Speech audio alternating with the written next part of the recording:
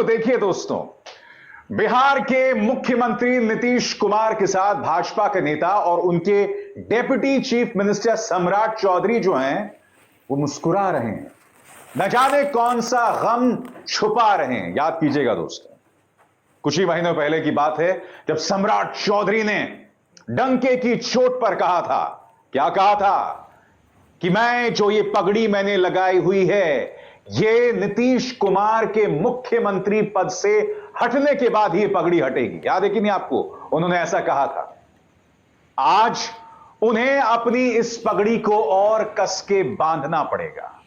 बिहार की जनता देख रही है कि किस तरह से राजनीतिक अवसरवादिता की तमाम हदें न सिर्फ नीतीश कुमार पार कर रहे हैं बल्कि भारतीय जनता पार्टी भी पार कर रही है। याद कीजिए दोस्तों, सम्राट चौधरी ने दरअसल कहा क्या था, सुनते हैं।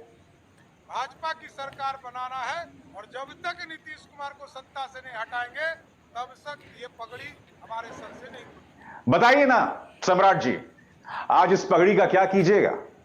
अब तो इस पगड़ी को और कस के बांधना पड़ेगा साहब। यही नहीं दोस्तों, नीतीश कुमार को न जाने किन किन शब्दों से भाजपा ने नवाजा था। इन चेहरों पर गौर कीजिएगा। प्रधानमंत्री नरेंद्र मोदी, स्मृति ईरानी, खुद सम्राट चौधरी लगातार नीतीश कुमार के बारे में न जाने क्या क्या कह रहे थे। याद है आपको?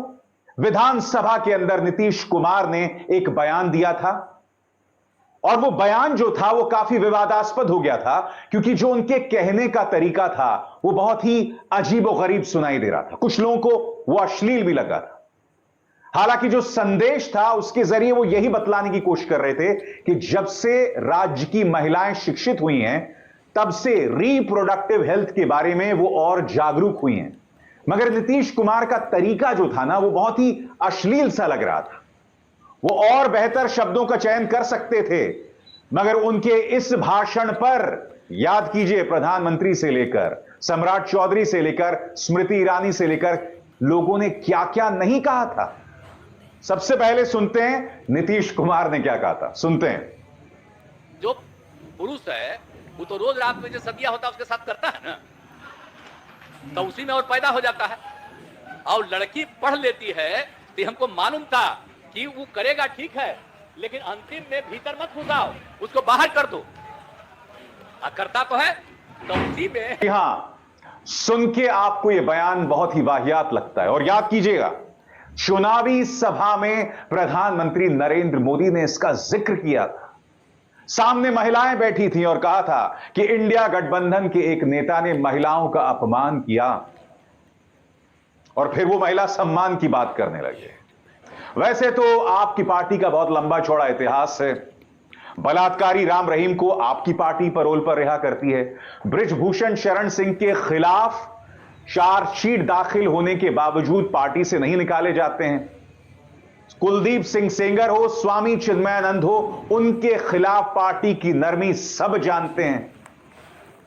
मगर मैं सुनाना चाहूंगा दोस्तों, प्रधानमंत्री ने क्या बातें कही। ऐसी भाषा में कोई कल्पना नहीं कर सकता है। भक्ति बातें की, ऐसी भाषा में कोई शर्म नहीं है उनको। बातें की, इतना ही नहीं, कोई शर्म नहीं है उनको। इंडिया अलायंस का एक भी नेता, इतना ही नहीं, इंडिया अलायंस का एक भी नेता भयंकर अपमान के खिलाफ एक शब्द बोलने के लिए तैयार, भयंकर अपमान के खिलाफ एक शब्द बोलने के लिए तैयार नहीं हुआ।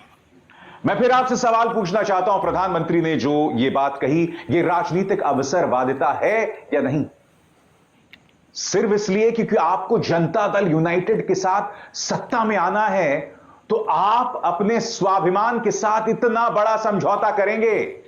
स्मृति ईरानी आखिरकार दहाड़ी थी महिला सम्मान पर, वैसे खामोश रहती हैं जब राम रहीम की बात आ जाए, बृजभूषण शरण सिंह की बात आ जाए, कुलदीप सिंह सेंगर की बात आ जाए, स्वामी चिन्मयानंद की बात आ जाए, मगर यहां पर वो बोली थी।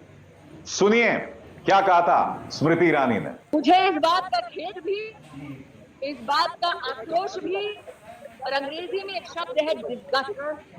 ये नीतीश कुमार इंडिया अलायंस के संस्कारों का परिचय देते हुए देश की महिला के बारे में जिस प्रकार से अभद्र बात बोल चुके हैं उसका 24 घंटा बीत गया अब तक।